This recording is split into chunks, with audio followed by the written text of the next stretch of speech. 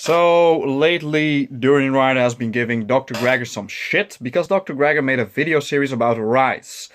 And he explained the problems with rice, which are usually attributed to the high arsenic content in rice.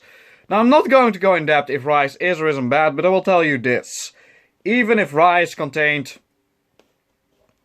battery acid, naturally occurring battery acid, Durianrider would still call Dr. Gregor a quack for talking shit about rice, because rice is a carb food, and well, you don't talk shit about carb foods, bruh. Not if you're on my diet, bruh.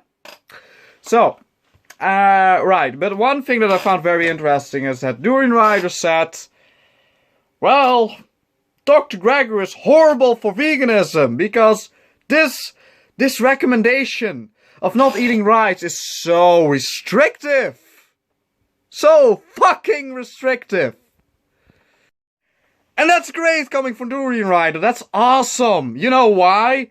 Because, well, I've made 2 videos about how fucking insane Durianrider's diet is. Going in depth why it doesn't make any fucking sense at all. So let's see. What do both Durianrider and Dr. Gregor not recommend? Well, all animal products. That's all out of the window. Okay, so both recommend low salt, right? Both recommend, I guess, not really a high-fat diet. Well, I believe that Dr. Gregor is for eating like an ounce of nuts every day, which is very little. That's like, 15 grams of overt fats from nuts. Well, Durianrider thinks that you even need to eat less fat than that, so they both advocate a low-fat diet. Well, that's where they are similar. So, now let's look at what Dr. Gregor himself recommends you to stay away from.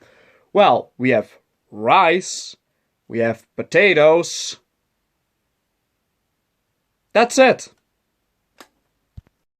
So, what are the things that Durianrider recommends and recommends against? Okay, so, for one, he recommends to eat so little nuts that I might as well say that he recommends against it. He recommends that you eat like, I don't know, a handful of nuts every 3 weeks, which is nothing. Which is really unhealthy also, but alright. He recommends that you do not eat any legumes. Wow! That's really extremely restrictive on a vegan diet. Not eating legumes. Most vegans eat legumes. They are dependent on them. They need them, pretty much. So, if I could not have my legumes, I would have to drink protein shakes. And God knows that Durianrider doesn't like protein shakes. So, I don't know. Who's worse for veganism, right? Who's really more restrictive? Hold on. Hold the fuck on. We're not done yet. No. Next to recommending against these things, so he recommends against nuts and seeds, he recommends against legumes, he recommends against salt. Right? Okay. So those are the things that he recommends against. Now, what are the things that he recommends you to do? Which are also kind, if you ask me, restrictive in a sense. He recommends that you drink a gallon of water. A gallon. So around 5 liters. 5 liters! Next to eating very little salt. Some people have died from that in the past, yet he still lives. Okay. Like, I'm pretty sure that some people have died from following this guy's advice, but whatever. Who am I to judge? I guess that as long as you eat enough potassium, you don't have to worry about shit. Right? Who needs sodium if you have potassium? I believe that's actually really the mindset that Durianrider has about this, which is totally fucking insane. Okay, so, drink a crazy amount of water every day. And he also recommends you to sleep between 10 to 12 hours. Now, I call that pretty restrictive, especially if you are a guy with an 8 to 5 job. Right? Am I wrong when I say that? I don't think I am.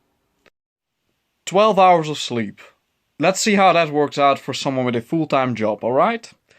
So, the earlier the better, is what Durianrider says. So let's say you go to bed around 6 p.m. and you sleep until 6 a.m. I know, like, some of you cannot probably not sleep 12 hours straight for some weird reason. But as Paul Simeon likes to say it, if you cannot sleep 12 hours, well, your body just needs to adjust to getting more sleep. Right. What? Okay. Not gonna question that for now. Okay, so 12 hours of sleep, 6 p.m. to 6 a.m. So you need to get to work around 7 a.m. Right? That's when you have to be ready for work.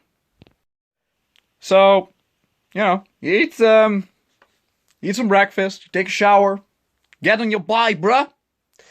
Because you gotta get that workout in. If you don't work out, you're a piece of fucking shit. So so if you're lucky enough to have some breaks in your job, then you can actually, eat some food. If not, you're fucked.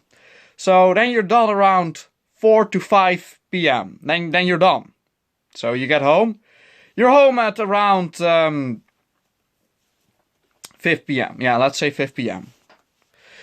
Then you need to eat. You need to stuff yourself with food for that necessary glucose.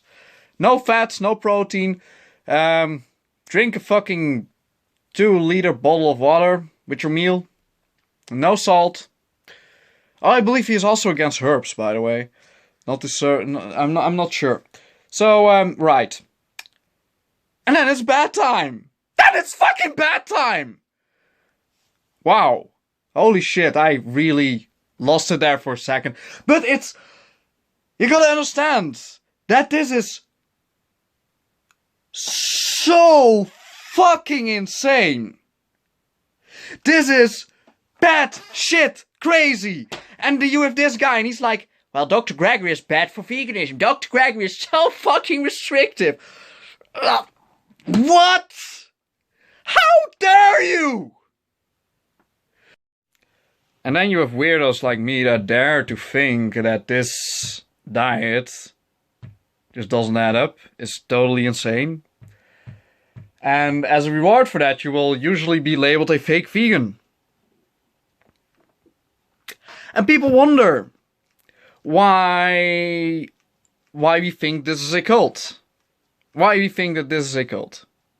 Really. Like, you're literally throwing your fucking life away following diet advice for a guy that's not really doing that great on it anyway in the first place. I mean, he used to do well, don't get me wrong, but the guy has aged like, 20 years in the last 2 years. It's obvious at this point that it's not working for him.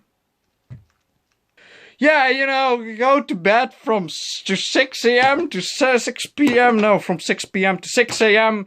Then you wake up, eat your fucking meal, take a shower, get on the fucking bike, work till fucking 5 p.m., get the food in your fucking belly and go to bed. That's a fucking awesome life. You know what, Durianrider? Fuck you!